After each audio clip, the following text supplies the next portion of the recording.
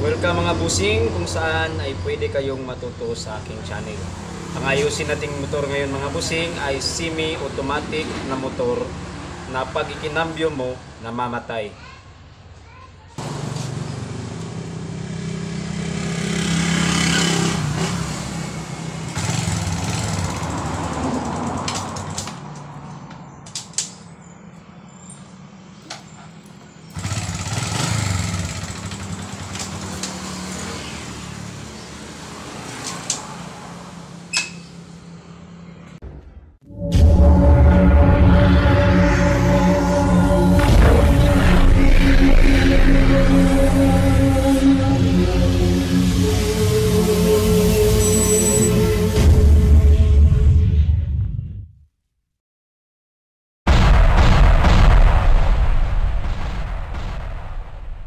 So okay mga busing, mag-subscribe muna kayo at mag-notification bell para sa mga video pa nating i-upload.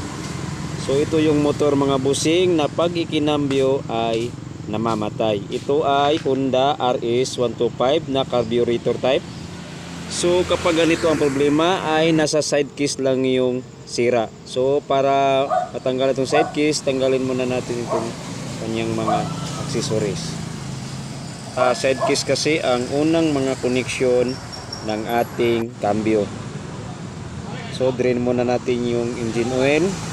Tanggalin natin itong footrest.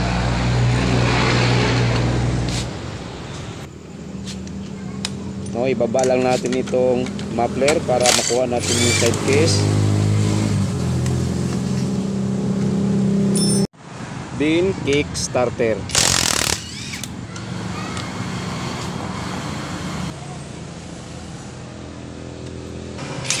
So sa mga bolt ng side case ay 8mm na tools yung gagamitin natin.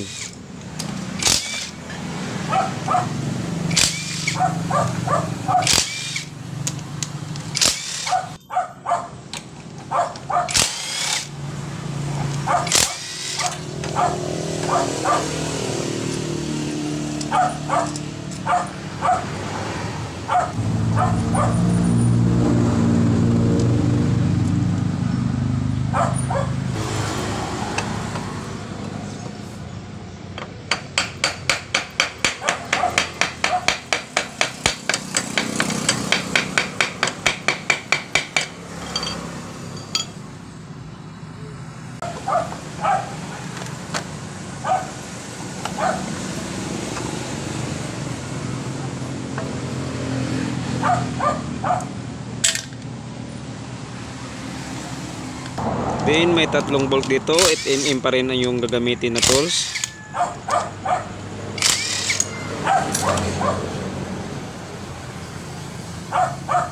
Kung wala tayong lock nut wrench or castle wrench ay pwede ng chisel yung gagamitin natin dito.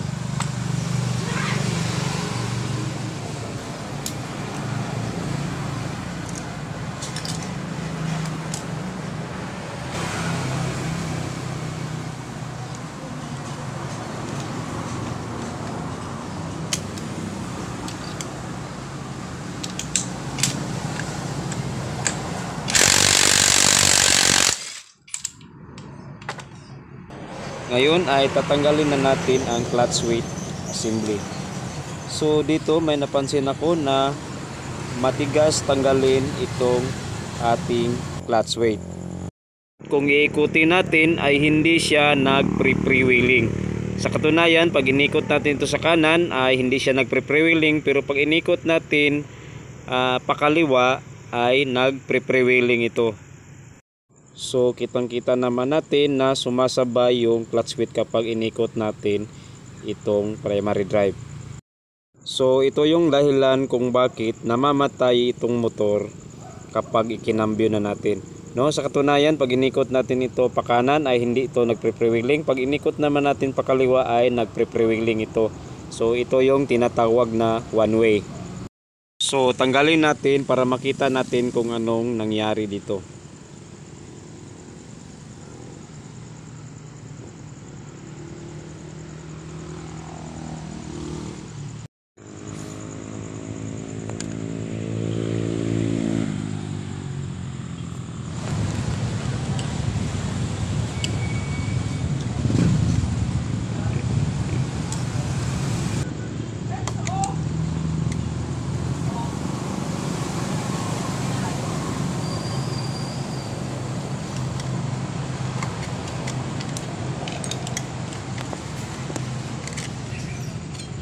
So may katagalan bago ko siya nakuha. So ito na yun mga busing. So lahat ng kanyang clutch switch spring ay putol, no? At tapos itong clutch switch niya ay wala ng mga lining, no? Kaya naputol itong kanyang mga spring dahil nasubrahan sa pag-expand itong clutch switch kasi ubos na yung lining. Kung minsan ay ito din kanyang one way ang dahilan kung bakit namamatay yung motor sa pagkambyo natin. Kung minsan ay nag-i-stack up itong kanyang mga stick bearing. Sa nangyari nito ngayon ay ito pala ang dahilan kung bakit namamatay ang motor na ito kapag ikinambyo na natin, no? Ubos na lahat ng lining ng clutch switch at ang kanyang primary drive ay masyado nang malalim ang kanyang tama.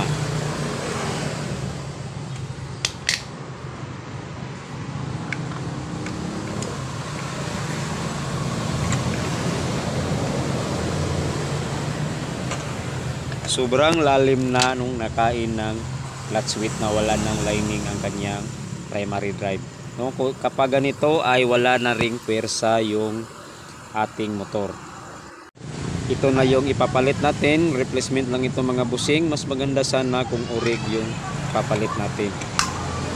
At mas maganda din sana kung papalitan natin ng clutch lining. Kaso kulang sa budget busing kaya ibabalik na lang namin yung lumang lining.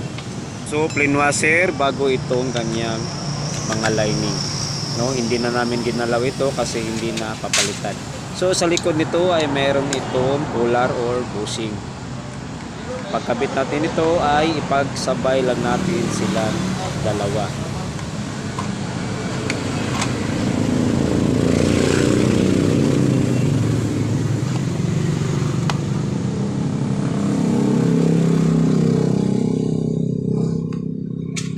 Plain washer sa may clutch housing bago yung ating lock nut.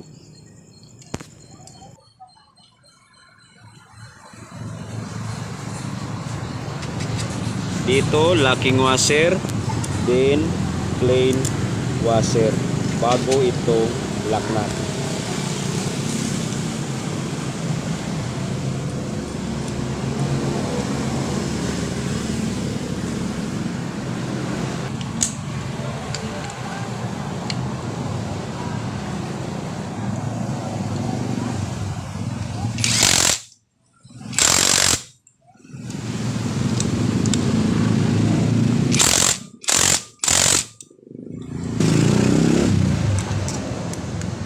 Then sintro lang natin itong locking washer sa lock nut para hindi iikot yung ating lock nut kapag umikot na yung ating makina.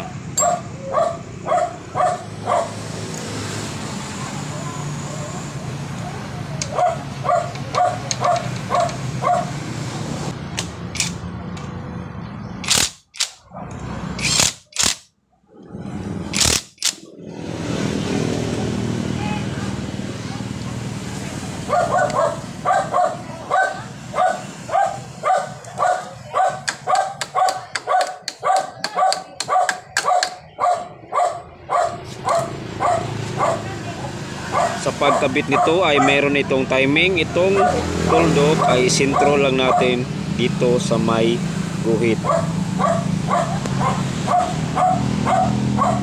So may guhit ito dito at isintro lang natin itong tuldok.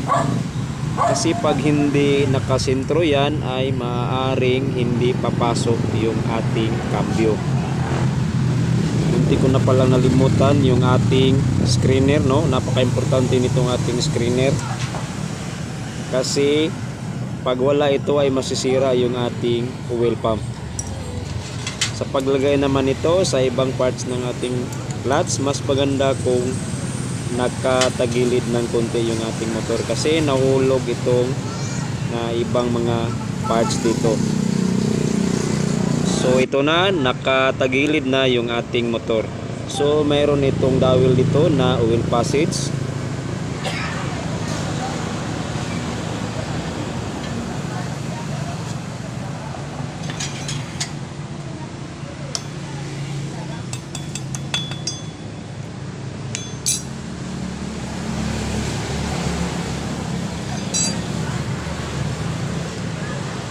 syempre ang ating side gasket para hindi maglilik yung ating engine oil.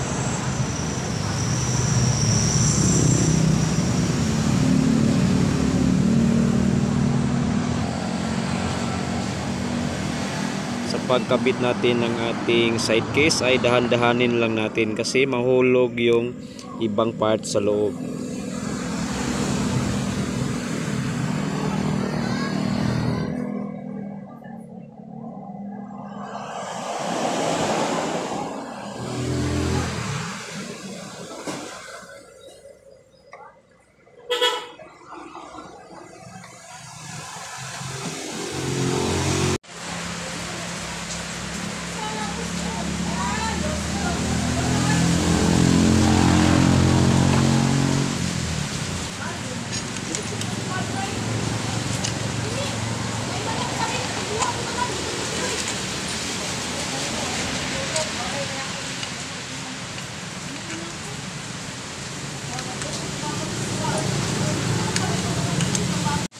So okay, fast forward tayo mga bossing. Nakabit ko na lahat yung mga accessories. Sa katunayan ay engine oil na lang yung kulang nito.